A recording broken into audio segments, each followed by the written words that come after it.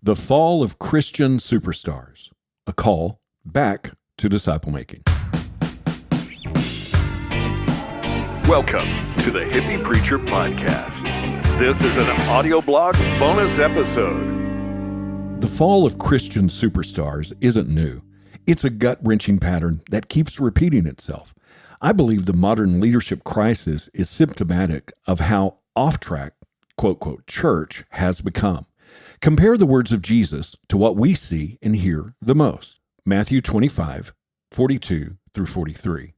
For I was hungry, and you gave me nothing to eat. I was thirsty, and you gave me nothing to drink. I was a stranger, and you did not receive me as a guest. Naked, and you did not clothe me.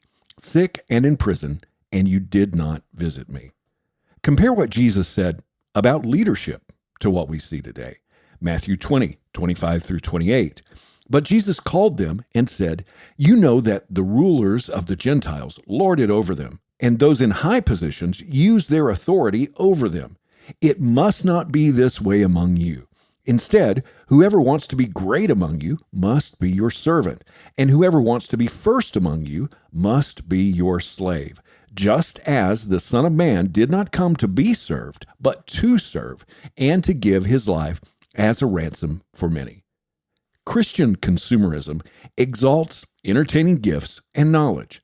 The focus becomes building what attracts the consumers and their finances rather than what Jesus defined as the kingdom in Matthew 5 and parable after parable.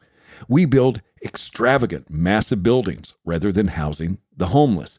We feed our itching ears rather than the poor and hungry. We clothe those on stage in finery, and the elderly and poor support them with their few coins. Jesus said, "Freely give as we have received," and drove the money changers out of the temple, and we invite them in to sell merchandise profiting our heroes. We pummel sinners outside the church for their sins and excuse and hide the sins of those we admire and like. It's like we don't even read the book that we say we believe. I'm of Paul. I'm of Apollos. Did you read that best-selling book? Have you heard that new song or that amazing sermon by someone I don't even know?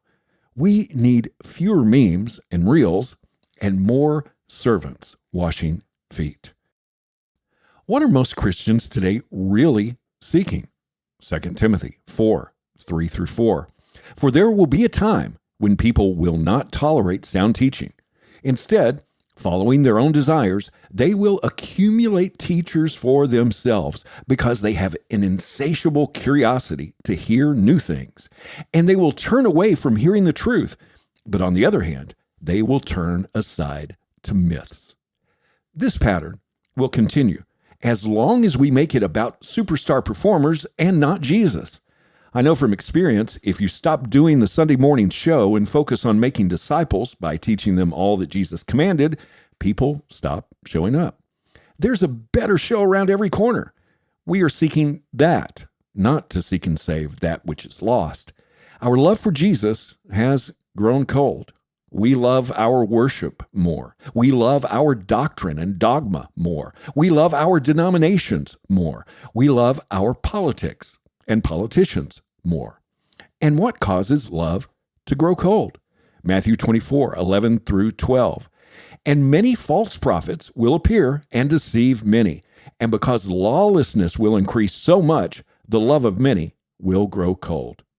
I'm using we because I consider myself part of the problem and not the solution. Jesus is what we need. Jesus is what we need to hear about. Jesus' words and example are what we need to follow in self-sacrificial obedience, serving others, not just going to a service or concert to feel better about ourselves. You can't be accountable on a stage. You can't be accountable in a crowd. Accountability is messy. It's not glamorous. It takes real, consistent, face-to-face relationships, and people run from it to the comfort of being lost in a crowd. Kingdom accountability requires vulnerability and honesty in small, simple, intimate settings. This is where real growth happens. It's easy to hide behind the lights and camera or in the pew, but it's in the day-to-day, unglamorous, real-life moments that we find true accountability. But we don't want to be accountable to the words of Jesus ourselves, and so we don't require of our leaders the things that Jesus prioritized. And then we are surprised when they fall.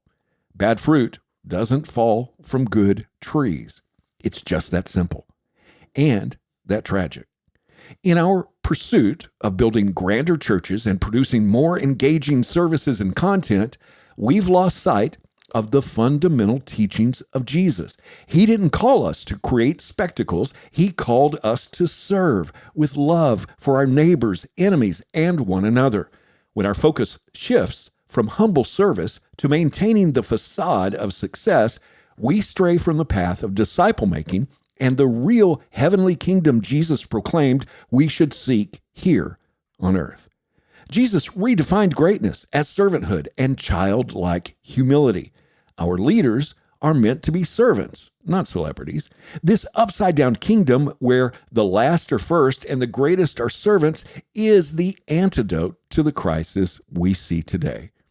How do we get back to the basics? How do we focus on the teachings of Jesus, prioritize servanthood and humility, and build communities where accountability is more than a buzzword? That's how to combat the superstar syndrome and be the capital C church that truly reflects the heart of Jesus. By focusing on these principles, we can start to realign our priorities with those of Jesus, becoming disciples who make disciples who are known for how we serve, love, and hold one another accountable in genuine relationships rather than being known by the superstars we follow. Jesus is the only superstar we need. He will never fail you. Make peace. A quick personal update. I want to thank all of you paid subscribers for your ongoing support. Not much content has been published in the past couple of months, and I apologize for that. Thank you for your patience. Finances have required a lot of additional work hours, but I'm also working to produce more consistent content here. Every subscription and share helps. And right now, every paid subscription is a literal lifeline. Would you consider becoming a paid subscriber today? Thanks again for your support, and make peace.